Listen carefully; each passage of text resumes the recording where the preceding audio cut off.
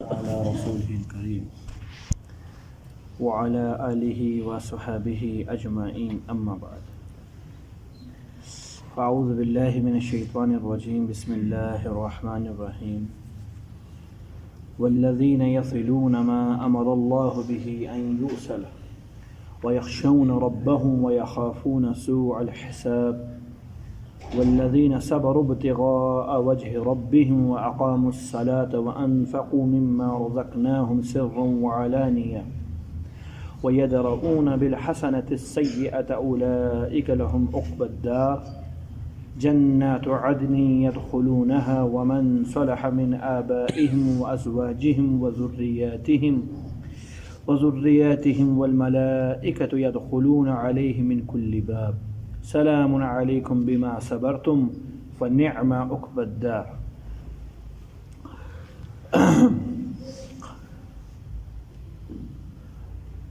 سورہ رعد کے اندر اللہ تعالیٰ نے ایمان والوں کی 9 صفات گنوائی ہیں، جن پر 3 صفات پر گفتگو ہو چکی۔ چوتھی صفت ہے وَيَخْشَوْنَ رَبَّهُمْ والذین یصلون ما امر اللہ به ان یوصل۔ ایمان والوں کی تیسری صفت یہ کہ وہ جوڑے رکھتے ہیں، ملائے رکھتے ہیں اس چیز کو جس چیز کے جوڑے رکھنے کا اللہ تعالیٰ نے حکم عطا کیا ہے۔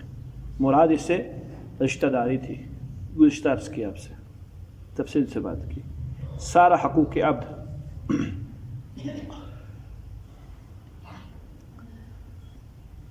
چوتھی صفت حضرت یہ بہت وسیع باب ہے، یہ جو حقوق عبد کا ہے، اب بھی بہت سی باتیں ذہن کے اندر ہیں۔ 2 دن سے تقریباً اسی پہ بات ہو رہی ہے۔ اسی حق عبد کے اندر ایک نقطہ یہاں نکلتا ہے، ہمارے اس دیار میں، ہمارے معاشرے کے اندر، ہمارے رواجات کے اندر لین دین ہوتی ہے رشتہ داروں سے۔ یہ لین دین بہت حد تک حرام تک پہنچ چکی ہے۔ اس کی کئی مثالیں میں آپ کو دوں۔ عید پہ عیدی دی جاتی ہے اور آگے سے نیت ہوتی ہے وصول کی بھی۔ آپ کے بچے کو 500 دیا ہے تو 1000 کی امید ہوتی ہے کہ اب 1000 ملے گا آگے سے۔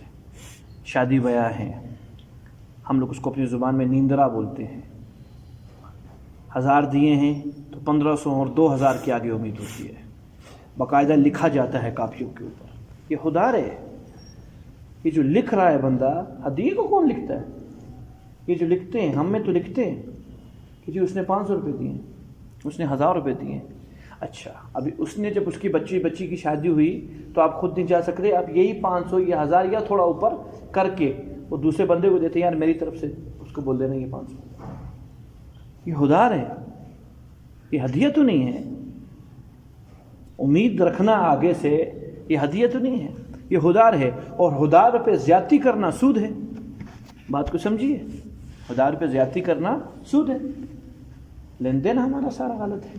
حضرت بنیادی وجہ کیا بنی ہے؟ ساری کہاں سے پانی گندا ہوا پڑا ہے؟ ہم رہے لوگوں کے ساتھ ہیں، وہ لوگ ہندو تھے، ہم ہندوستان سے یہاں آئے ہیں۔ پاک اور ہند ایک تھا، خواہ ہم کسی زبان کے بھی بولنے والے ہوں، لیکن ہم ایک معاشرے سے اٹھ کے آئے ہوئے ہیں۔ وہاں یہ سارے رسم و رواجات چلتے تھے۔ بے شک نام اسلام ہو چکا ہے، رخ تبدیل کر لیا ہے ہم نے نامی لحاظ سے، عقیدے کے لحاظ سے، لیکن ذہنی طور کے اوپر مفلوج ہیں آج اسی رواجات سے جو ہمارے اندر راسخ ہو چکے ہیں۔ نہیں کریں گے، اللہ جانے کیا نوبت آ جائے گی۔ ہمارے کہیں عزیز کی شادی تھی، بہت کوشش کی کہ یہ بندہ کسی طریقے سے ان خرافات سے بچ جائے۔ نہیں بھائی، سوال پیدا نہیں ہوتا ہے۔ مجمع ٹوٹ پڑا ہم پر کہ یہ کیسے ہو سکتا ہے، سوال پیدا نہیں ہو سکتا، یہ چیز نہیں ہوگی، بدشگونی ہو جائے گی۔ خاتون گھر سے باہر نکلتی ہے شادی کے دنوں میں، چاول پھینکتی ہے، بھائی اس کا مقصد رزق کی توہین کر رہے ہو، زمین کے اوپر چاول جا رہے تمہارے۔ کہا جی باپ کے گھر میں رزق رہے گا۔ کمال نہیں ہوگی؟ تو کوئی سونا چاندی پھینک دے تاکہ باپ کے گھر میں سونا چاندی رہے، اس کو کیا کرے گا چاولوں کو؟ وہ غریب شوگر کا مریض ہے، ڈاکٹر نے منع کیے ہیں چاول اس کو، یہ دعا دے رہی ہے، بدعا دے رہی ہے تاکہ ابا جلدی مر جائے چاول کھا کے۔ فضولیات ہے بھائی۔ تو خیر بات کہیں اور چلے گی. حق عبد کے اندر یہ بات کر رہا تھا لین دین کی. حقوق ہیں دے رہے ہیں خوشی سے بالکل دے. فرمایا ہدیہ محبت بڑھاتے ہیں, ہدیہ دے. ہدیہ دینے کا مطلب یہ تھوڑی ہے کہ معاملہ کر رہا ہے اس کے ساتھ پیسوں کا, جو ہمارے یہاں یہ چل رہا ہے. میں نے آپ کو عید کی بات کی, سالگرہ ہو رہے ہیں, تحفے دیے جا رہے ہیں, لینا دینا چلتا ہے. لینا دینا سنت ہے, بالکل لے دے, لیکن لے دینے پر امید نہ رکھے. آپ میرے کو 200 روپے کی امید ہے, میں نے 200 دے دیے. آپ کو 500 کی امید تھی, آپ نے 500 روپے مجھ کو دے دیے, ٹھیک ہو, اس میں خرابی نہیں ہے. لیکن آگے سے امید رکھنا اس بات کی کہ جی یہ خوددار بنا کر, اور اگر نہ دے تو ناراض ہوتے کہ یار ہم اس کے گھر گئے, دیکھو اس نے ہمیں نہیں دیا. یہی تو ہے کہ جو آپ نے کوئی ذہن بنایا ہوا تھا, خوددار اسی کو تو بولتے ہیں. تو بچے جی, بچے ان تمام چیزوں سے بچے. اسلام دعوے دار ہے پورے کے پورے آنے کا اسلام میں. اسلام اس چیز کا حقدار بھی ہے اور حق مطالبہ بھی ہے کہ پورے کے پورے حق کے اوپر آؤ, پورے کے پورے حق کے اوپر آؤ. اس لیے حقوق العباد کا جو رجسٹر ہے بڑا وسیع ہے, بڑا سخت ہے. اما عائشہ رضی اللہ تعالیٰ عنہ کی روایت ہے, اماں فرماتی ہیں میرے نبی صلی اللہ علیہ وسلم نے مجھ سے فرمایا اللہ کے ہاں 3 رجسٹر ہیں. کل قیامت کے دن جو اللہ رب العزت ان 3 رجسٹروں کے مطابق حساب کتاب لیں گے. فرمایا پہلے رجسٹر کو اللہ کھولیں گے بھی نہیں, پہلے کو کوئی حساب کتاب نہیں, بند. دوسرے رجسٹر سے اللہ کچھ چھوڑیں گے نہیں, سارے معاملات ایک ایک پائی آگے پیچھے ادھر ادھر بال کی کھال نکالنی ہے. اور تیسرے رجسٹر والوں کو اللہ نے بخشنا ہی نہیں. طے ہے بات. پہلا رجسٹر کا حقوق اللہ, جس کو میں حق نفس کہتا ہوں, اس کو کھولنا بھی نہیں ہے. یہ ہے آسان حساب. نماز پڑھی تھی, نہیں پڑھی تھی, کچھ ہوا تھا, جس پر ساری جان لگ رہی ہے آج میری آپ کی. آپ میرے سامنے دیندار مجمع بیٹھے ہو, نمازوں پہ جان, روزوں پہ جان, فلاں, یہ جس پر جان لگ رہی ہے. اما کیا فرما رہی ہے, اس کو کھولنا ہی نہیں ہے. جس سے کچھ چھوڑیں گے نہیں, یہ ہے حق عبد, حقوق العباد جس کو بولتے ہیں. ایک ایک پائی آگے پیچھے کریں گے, کہاں سے کہاں, یہاں تک آپ نے نہیں سنی روایات, بے سنگ والی بکری کو سنگ دیے جائیں گے کہ دنیا میں سنگ والی نے بے سنگ والے کو مارا تھا, آج اس سے سنگ چھینے جائیں گے, اس کو دیے جائیں گے. مروایا جتنا اسے مارا تھا, ختم ہو جاؤ. اتنا انصاف دیا جائے گا. حضرت مولانا کیا نام تھے حضرت امام کا, ابو الحیثم اشعری رحمۃ اللہ علیہ. اللہ اکبر, کیا لوگ تھے. شیخ موت کے وقت میں ایسی غشی, ایسی غشی, ایسی غشی, بابا رکتا ہی نہیں ہے. اللہ خیر کرے گا. اتنے نا امید کا نہیں, نا امیدی کا مسئلہ نہیں. کہا آپ کی زندگی کتنی پاک گزری ہے, ہم نے نہیں دیکھا آپ کو کبھی نافرمانی کی حالت میں, اور اتنی خشیت کا غلبہ موت کے وقت میں. ابھی تو امید کا ہونا چاہیے. کہ ایک گناہ ستا رہا ہے, 40 سال سے اس گناہ پر توبہ کر رہا ہوں, پتہ نہیں قبول ہوئی یا نہیں ہوا, اور انجانے میں وہ گناہ ہوا تھا. کیا کا گھر کھانا کھا رہا تھا اپنے بیٹھا, بار دستک ہوئی. اب ذہن نے 2 نعمتیں میرے سامنے ہیں, کھانا نعمت ہے اللہ کی, اور دوسرا مسلمان بار کھڑا ہے. افضل کیا ہے, مسلمان افضل ہے. کھانے کو چھوڑا جائے, حکم یہ تھا, چھوڑا گیا. کھانا میں نے چھوڑا. ذہن میں رستے میں بات آئی, اتنی دیر بھی میرے کو اس کو انتظار کرانا مناسب نہیں ہے کہ میں ہاتھ دھو لوں. کھانے میں ہاتھ ملوث ہو جاتے ہیں. ہاتھ دھونا بھی گوارا نہیں کیا کہ میں ہاتھ دھونے میں وقت لگاؤں تو بار مسلمان کے اعزاز ہے. یہ وہ ہیں جنہوں نے اللہ کو جان دینی ہے میرے بھائیوں, ان کے لیے یہ نزدیک, ان کے یہاں باتیں ہیں. ہم تو بڑے بڑے معاملے کر دیتے, ٹس سے مس نہیں کرتے. کیا کیا جائے, ٹس سے مس نہیں کیا. گاڑی کا نقصان کر دیتے نا, موٹر سائیکل والا رکتا تھوڑی ہے, بھاگ جاتا ہے. اس کو پتا گاڑی مجھے پکڑ نہیں سکے گی, رش میں گاڑی کہاں آئے گی میرے پیچھے, رک جائے گی, وہ بھاگ جاتا ہے. اس کے سائڈ کا شیشہ توڑ دیا اس نے. کیا خیال ہے قیامت کے دن بھی بچ جائے گا؟ اللہ جانے اس سائڈ شیشے کے اوپر اس کو کتنی نیکیاں دینی پڑیں گی, کنگال ہی نہ ہو جاوے.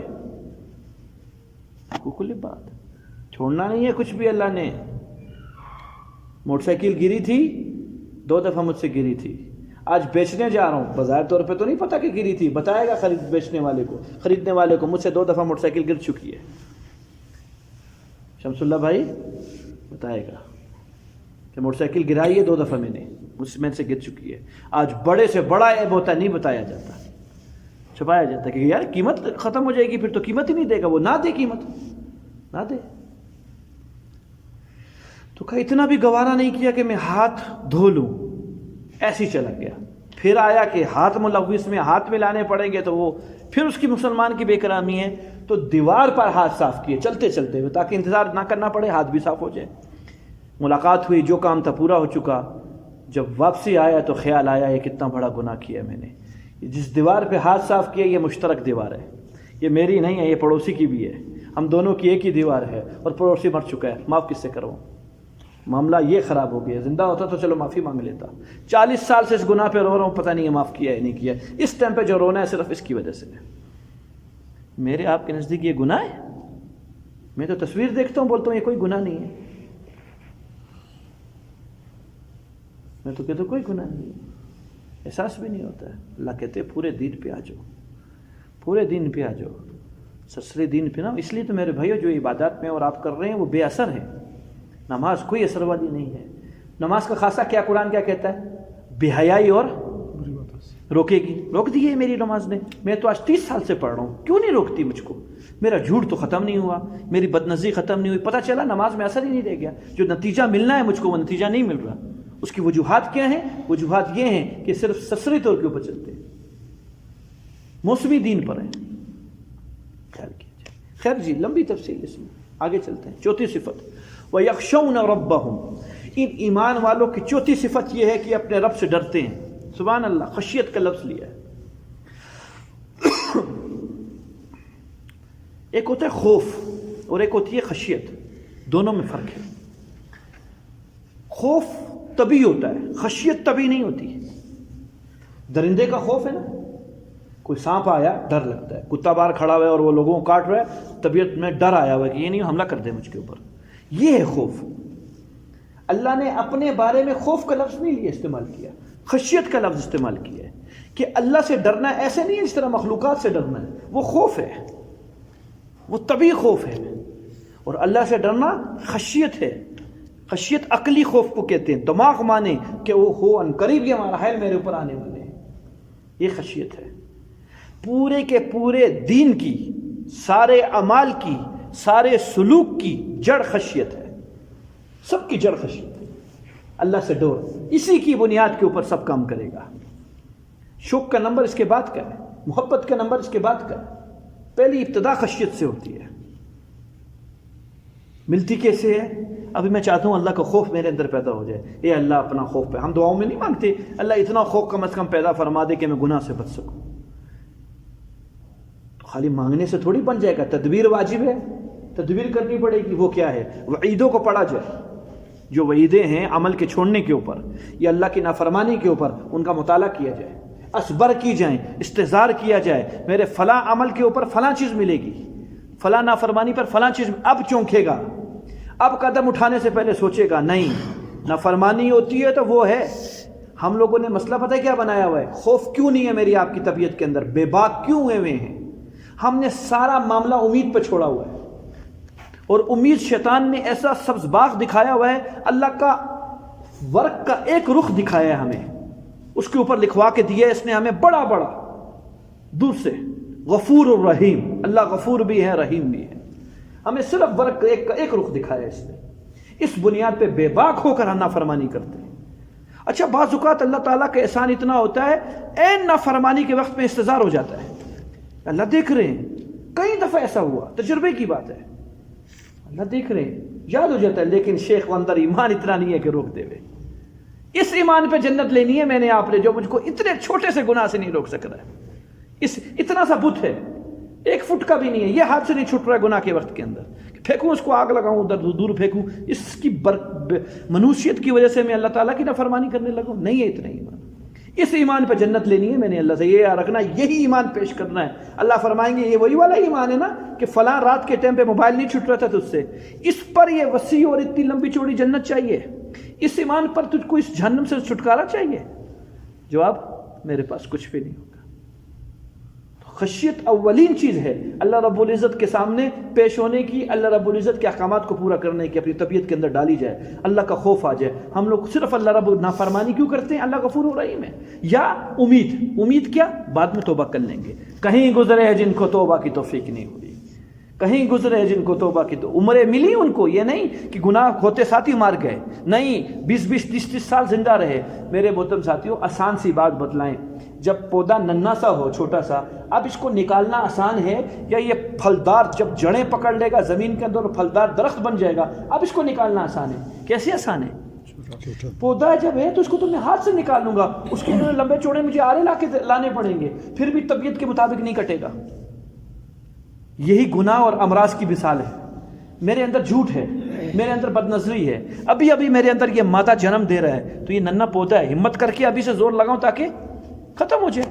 چڑھ جائے کہ جی کل پر، جی پرسوں پر، جی اگلے سال، شب رات سے، فلاں اعتکاف سے، فلاں عید سے، فلاں رمضان سے، حج کرنے کے بعد، شادی کرنے کے بعد، اس کے بعد، یہ جو ہماری امیدیں ہیں بڑھاپے کے اندر، اس ٹائم پہ تیرا باپ بھی نہیں ختم کر سکتا، اس ٹائم پہ نہیں ہو سکتا، معاملہ ختم ہو چکا ہے، وہ جڑیں پکڑ گئے، نہیں ہو سکتا۔ اشرف علی تھانوی رحمۃ اللہ علیہ کے ملفوظات میں لکھا ہے، حضرت فرماتے ہیں بڈھا بابا میرے پاس آیا، اللہ اکبر، کہتا تھا بابا مجھے بدنظری کا مرض ہے، 70 سال کا بابا، بدنظری کا مرض ہے۔ ایک یہ اس دور کے بابے، 70 سال کا بابا بدنظری کا مرض لے کر آیا ہے۔ ایک صحابہ کے دور کے بابے تھے، ہے کتنا فرق ہے، کتنا فرق ہے ان بابوں میں، ان بابوں میں۔ تو حضرت کو کہتا ہے کہ ابھی میں کیا کروں، تیرا علاج بتاؤں گا، اعصاب کمزور ہو چکے ہیں، تو عمل نہیں کر سکے گا، توبہ استغفار کر، کیا کر، توبہ استغفار۔ اب تو لا علاج ہو چکا ہے، کینسر پورے جسم پہ پھیل چکا ہے، فائنل سٹیج پہ بیٹے، موت کا انتظار کر، ڈاکٹروں نے ایکسپائری لائن دے دی ہے، ابھی مرے تو کبھی مرے، اور گیا پتہ نہیں 9 بجے بھی پورا کر سکے گا یا نہیں کر سکے گا، گرمیوں کا موسم بھی چلائے گا یا نہیں چلائے گا۔ ہم اس سٹیج کے لوگ ہیں میرے بھائی، جو روحانی طبیب ہیں، روحانی معالج ہیں، روحانی جو ڈاکٹر ہیں، ایسے بندوں کو ایکسپائری ڈیٹ دے دیتے ہیں، لے بابا اب تیرا معاملہ اللہ کی رحمت کے سپرد ہے، تو یہ مزے نہیں نکال سکتا ہے، تیرا معاملہ اوپر نکل چکا ہے۔ یہ ہے عمر میرے بھائیو، ہم سب تقریباً جوان بیٹھے ہوئے ہیں، ہماری بیماریوں نے جڑ نہیں پکڑی ابھی تک، ہمارے اعصاب ماشاءاللہ مضبوط ہیں، اور قرآن کی اللہ کی آیتیں ہمیں امید دلاتی ہیں، والذین جاہدوا فینا، جو ہمارے پاس آنے کے لیے مجاہدے کرے گا، اپنی خواہشات کو، اپنی آرزوؤں کو اللہ کے نام پر ذبح کرے گا، لنہدینہم، ہم ضرور بضرور اس کو رستہ دیں گے، اللہ کا وعدہ ہے۔ اللہ، اشرف علی تھانوی رحمۃ اللہ نے اس کی تفسیر کی، اللہ انگلی پکڑ کے چلائیں گے، خالی رستہ نہیں دکھلائیں گے۔ کتنی لمبی امید ہے اللہ تعالیٰ کی، کتنی بڑی وعد فرمائی ہے۔ ہم اس امید پر اللہ رب العزت کے سامنے آنے کی کوشش کریں، اپنی آرزوؤں کو، اپنی خواہشات کو ختم کریں، دیکھو اللہ راستے کھولے گا انشاءاللہ، طبیعت صالح بنائے گا ہماری۔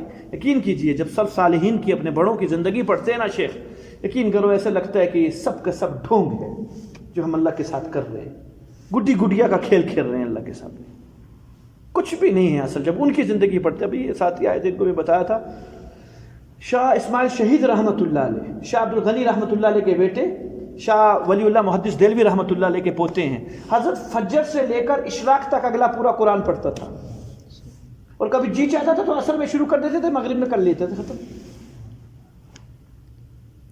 زیادہ سے زیادہ 150-200 سال پرانا بابا ہے، اتنا دور کا نہیں ہے کہ جی صحابی تھا، یار نہیں تابعی تھا، نہیں تبع تابعی تھا، کچھ بھی نہیں تھا، ابھی کا بندہ ہے، 200 سال 150 سال پرانا گزرا ہے، ہماری طرح کا تھا۔ فتنوں کا آغاز ہو چکا تھا، فتنے ادھر بھی تھے، کیوں اتنی وقت میں برکت؟ میرے محترم ساتھیوں، اللہ کو اپنایا ہوا تھا، اللہ بنے ہوئے تھے، وقت روک لیے تھے ان لوگوں کے لیے اللہ نے، نہیں جب تک تیرا کام پورا نہیں ہوتا میں وقت نہیں کرتا آگے۔ دیکھنے والوں کے لیے پورا وقت گزر گیا، دیکھنے والوں کے لیے پورا، لیکن اس بندے کے لیے نہیں۔ جب صالحین کی زندگی پڑھی جاتی ہے تو دل دکھتا ہے کہ یار ہم لوگ بس بہروپیے ہیں، کیا کر رہے ہیں۔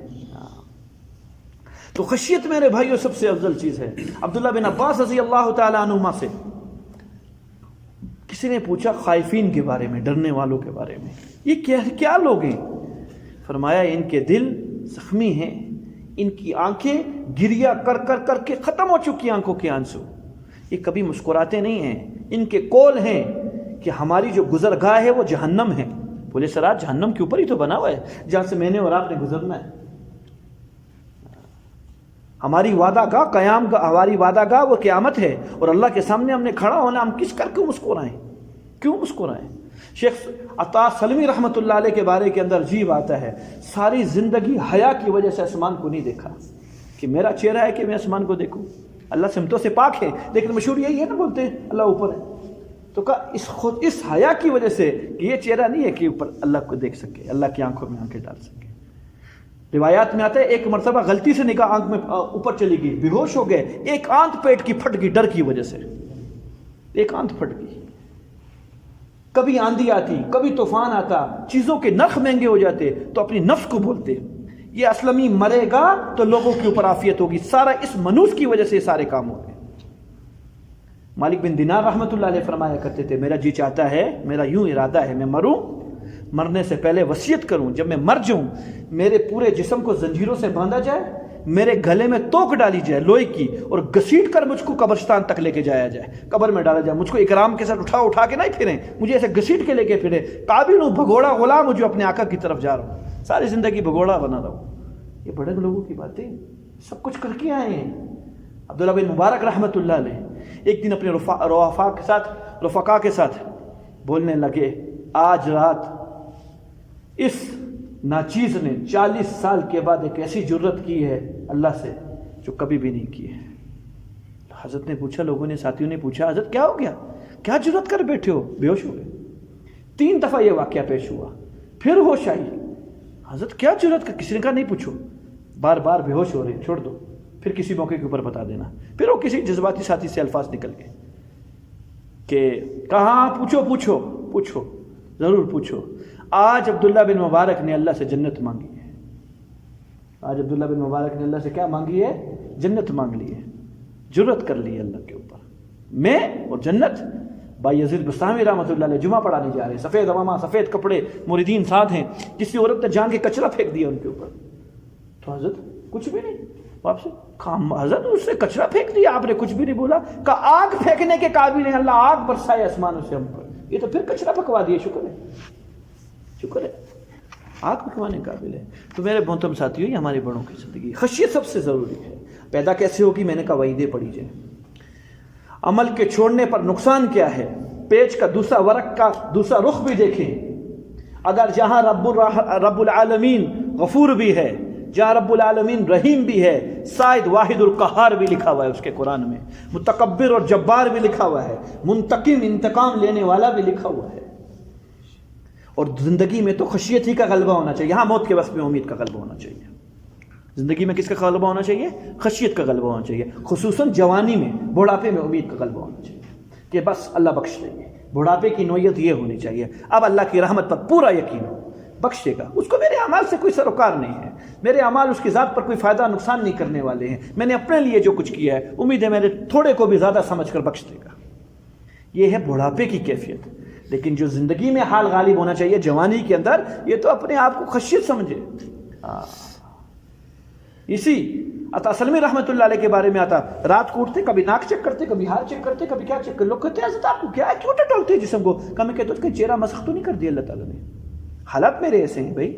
اور ان کی عبادات سنیے جی، ابھی شیخ نماز ایسے پڑھتے تھے پاؤں پر ورم آتے تھے، 40 سال تک عشاء کے وضو سے فجر کی نماز پڑھی، 40 سال تک۔ اس بندے کی زندگی کے 57 حج ہیں، کتنے حج ہیں؟ اور حج کی کیفیت عبداللہ بن مبارک فرماتے کیسی تھی؟ کہ میں نے عطا سلمی کو دیکھا، اللہ اکبر، اشراق سے لے کر غروب تک عرفات کے میدان میں، کہ یہ اور فضیل بن عیاض ایسے گڑ گڑا رہے تھے جیسے درندہ چیختا ہے اللہ کے خوف کی وجہ سے، اللہ کے سامنے ایسے گڑ گڑا رہے تھے۔ یہ زندگی کر کے گیا ہے، اس کے لیے کہاں ہے اللہ غفور الرحیم؟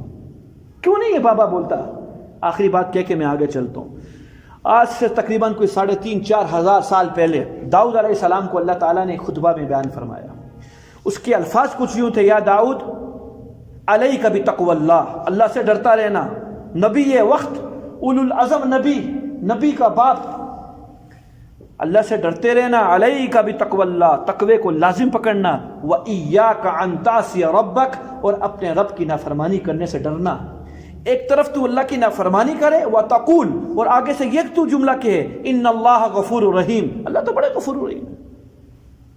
فَإِنَّ هَذَا مِن تَسْوِيلَاتِ النَّفْسِ وَكَيْدِ الْإِبْلِيسِ، یہ نفس اور شیطان کے مکر و فریب میں سے ایک مکر ہے جو تجھے سکھائے گا، نافرمانی کرنے کے بعد توبہ کی طرف لے کر آئے گا، کر لے بعد میں توبہ کر لیو، ابھی کر لے، ایک دفعہ مزہ پورا کر لے ورنہ یہ گناہ تجھے تنگ کرتا رہے گا، دل لگا کے ایک دفعہ گناہ کر لے تاکہ اس کے بعد پھر تو یکسو ہو کے عبادت کر سکے۔ نہیں میرے محترم ساتھیو، ایک گناہ دوسرے گناہ کو کھینچتا ہے۔ ایک دفعہ آپ تسبیح کا دانہ توڑو، کینچی لگا دو دھاگے کو، ایک ہی دانہ گرتا ہے، ختم، ساری تسبیح سیکنڈوں کے اندر گر جائے گی. یہ گناہ ہے. دروازہ تو کھولو گناہوں کا ایک دفعہ، آپ دیکھو تو صحیح ہوتا کیا ہے پھر. تو ضروری ہے اللہ تعالیٰ کا خوف میرے بھائیوں. خوف کے لیے آپ سے عرض کیا ہے کہ علاج، خوف حاصل کرنے کا طریقہ ایک تو نافرمانیوں کو پڑھا جائے. جو نافرمانیاں جہاں ہوتی ہیں اس پر جو اللہ کی طرف سے وعیدیں آئیں گی، اور اہل اللہ کی صحبت اختیار کی جائے. ان دونوں چیزوں سے اللہ تعالیٰ خشیت کو پیدا فرماتے ہیں. وَيَخْشَوْنَ رَبَّهُمْ، نبیوں کے اندر یہی کیفیت تھی. ایک ایسے تھے، ایک ایسے تھے. یحییٰ علیہ السلام سنا چکا ہوں، اتنا روتے تھے کہ یہاں نالیاں پڑی، آنکھوں میں ایک قسم کا تیزاب ہے، یہاں ختم ہو چکا تھا معاملہ. گالوں کے اوپر گوشت نہیں تھا، باہر نکلتے تھے اماں روئی کے پھاوڑے رکھتی تھی یحییٰ علیہ السلام کے اوپر، نکلو تاکہ بدصورت بدنما نظر نہ ہو، روئی رکھ کے بھیجتی تھی. حدیث میں آتا ہے اللہ کے خوف کی وجہ سے جس کی آنکھوں سے آنسو نکل گئے، خواہ وہ مکھی کے پر کے برابر کیوں نہ ہو، فرمایا جہنم کی دیکھتی آگ کو بجھانے کے لیے کافی ہے ایک آنسو. اور کل قیامت کے دن جو آنسو نکلیں گے، رسول اللہ علیہ السلام کی حدیث مبارکہ ہے، حضرت جی فرماتے ہیں پہلے بندہ پچھتاوے کی وجہ سے وہ ندامت ہوگی، وہ ندامت کوئی فضول ہوگی، کوئی کام کی نہیں دے گی جو قیامت میں ندامت ہوگی. کہ انسان ندامت کی وجہ سے، پچھتاوے کی وجہ سے پہلے آنکھوں سے پانی کے آنسو روئے گا، ختم ہوئیں گے، پھر پیپ کے آنسو روئے گا، ختم ہو جائے گی پیپ جسم کی، پھر خون کے آنسو روئے گا، ختم ہو جائے گا خون جسم کے اندر سے. کا اتنا یہ رو چکا ہوگا کہ اگر سفینہ، کشتی اس پانی کے اندر جو اس کے آنسو سے بنا ہے چلائی جائے لجرت تو چل پڑے، لیکن کوئی فائدہ نہیں. اور آج صرف ایک قطرہ مکھی کے پر کا اتنا وہ قیمتی اللہ رب العزت کے ہاں ہے کہ اس زمانے کے اتنا رونے کا کوئی فائدہ نہیں ہوگا. آج ہے، موقع ہے میرے بھائیوں. اللہ نے مجھے آپ کو زندگی عطا فرمائی ہے، اس کو غنیمت سمجھے. ابھی تک اللہ نے ہمیں موت نہیں دی، تو خشیت کو لائیں. یہ میں نے کہا تمام امور کے اندر ہمارے کو کام دے گی.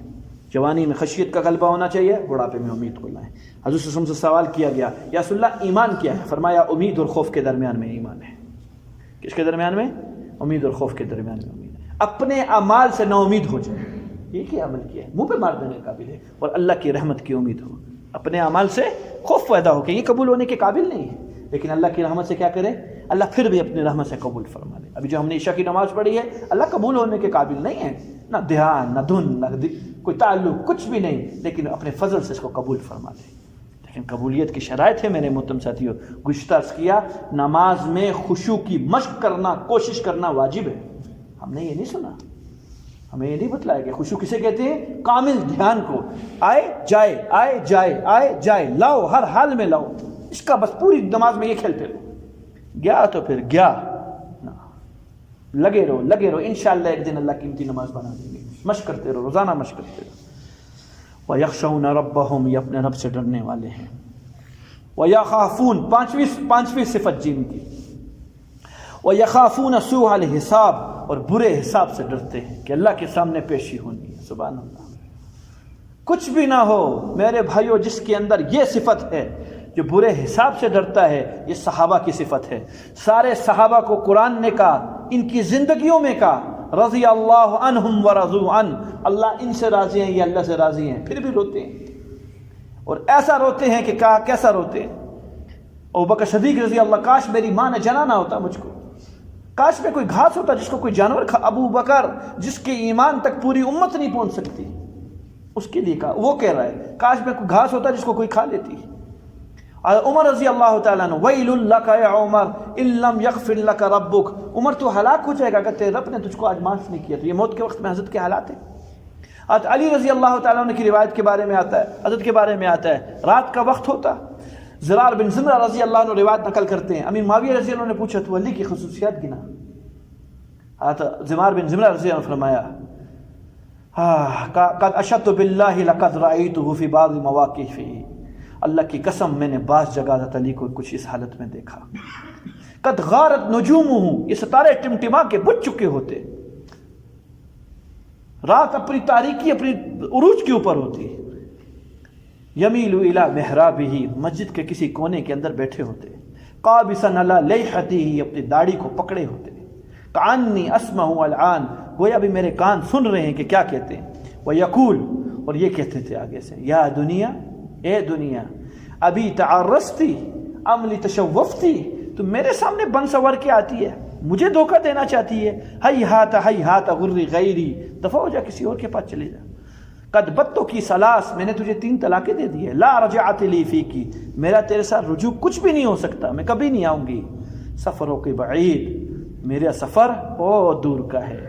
خطروں کی کبیر، تیری خطرے بہت زیادہ ہیں. تجھ کے ساتھ جو محبت کرتا ہے تو بوڑھی عورت کی طرح ہے، بن سور کے میرے سامنے بیٹھی ہوئی ہے، ہاتھ لگانے کی دیر ہے، 2 نمبر مال ہے، اندر سے بوڑھی ہے، تو خوبصورت نہیں ہے.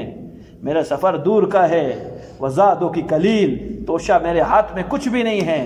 مرائل عجیب و غریب آنے والے ہیں، اللہ مجھے معاف فرما دے. یہ کہا کرتے تھے، یہ روزانہ کی باتیں. کا یتململ تململ السلیم، ایسے یہ بندہ کامتا تھا جس طرح سانپ کا ڈسا ہوا کامتا ہے، اس طرح روتے تھے حضرت علی رضی اللہ عنہ.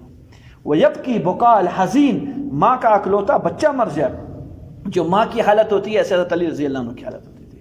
یہ وہ لوگ ہیں جن کو اللہ تعالیٰ نے دنیا میں پروانے جنت کے سنوائے ہیں. کیا خیال ہے؟ یقین نہیں ہے ان کو؟